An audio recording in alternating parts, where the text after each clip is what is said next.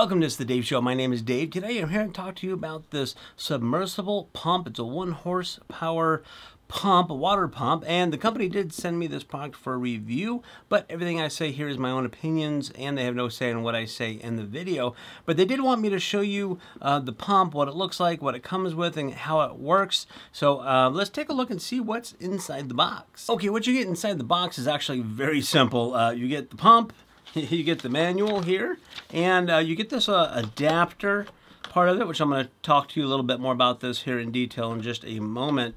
And the cord itself is 16 feet. Now, if you look at some of the specifications on this, it does say this is submersible up to 23 feet. This is a 16-foot cable. A lot of electricity and water, they don't really mix. So I'm not sure exactly how you're going to get this to 23 feet without having to have some kind of a major waterproof connection on that. Apparently this whole thing here is waterproofed, so that's pretty cool there. And this has about a 29-foot lift of water. So what this whole thing is again, it's a submersible water pump. So let's say you have a basement and it floods, or you want to drain a swimming pool or any kind of a regular body of water. You need to get the water out of one section and put it someplace else. That's what this pump is. Now, in the manual here that you get, almost every single page has to do with warnings on this. So you do really got to be careful because you're dealing with water and electricity. Please read the instruction manual, and they tell you the things to do and not do and that kind of stuff. And this is designed for clean water. What they mean by clean water is less than 1 millimeter diameter of particles. So it's not for sewage type of stuff, pumping. It's for clean water. You want to make sure that it doesn't have any large bits and pieces and so forth on it. So let's take a quick look here at the pump. The pump has, this is where your exit is. So now this has, I believe it's 1.5 inch threaded pipe, and then they have this reducer that you can reduce this down to 1 inch and 3/4 inch, and the 3/4 inch is for your normal hose ends, hose type ends there. So you can hook up a regular hose and drain it out. Now, the smaller the tube that you have, the less water can go at a time because you're reducing it down to the flow. Kind of makes sense to that. But you could just screw this on here and then put your pipes and tubes and so forth on there. If you need to use a regular type piping that has a clamp, you have to use the clamp to clamp that on. The bottom does have a mesh kind of filter design, so this will also help keep some of those large particles out, but this is the bottom part of it there.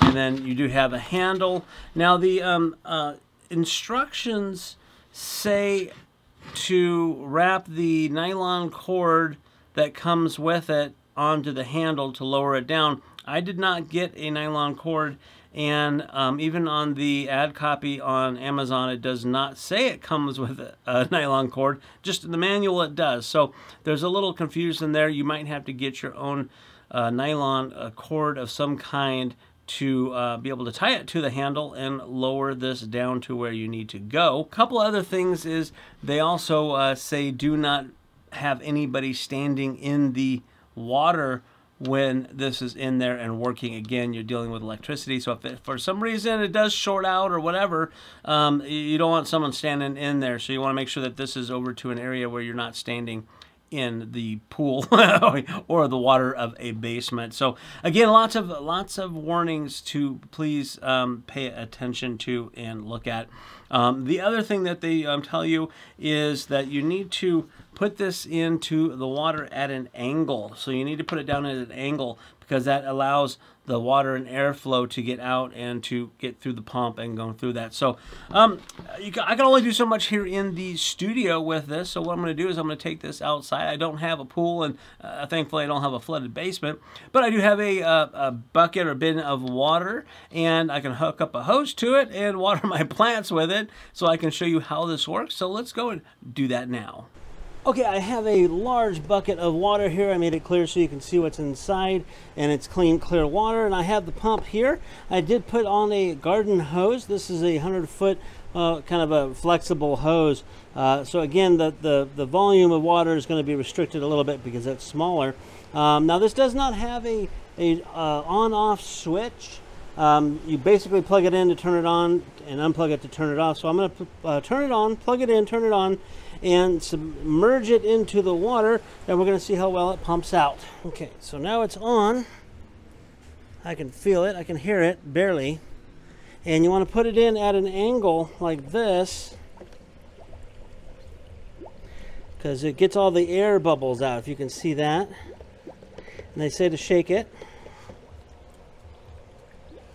Here's the hose on this side.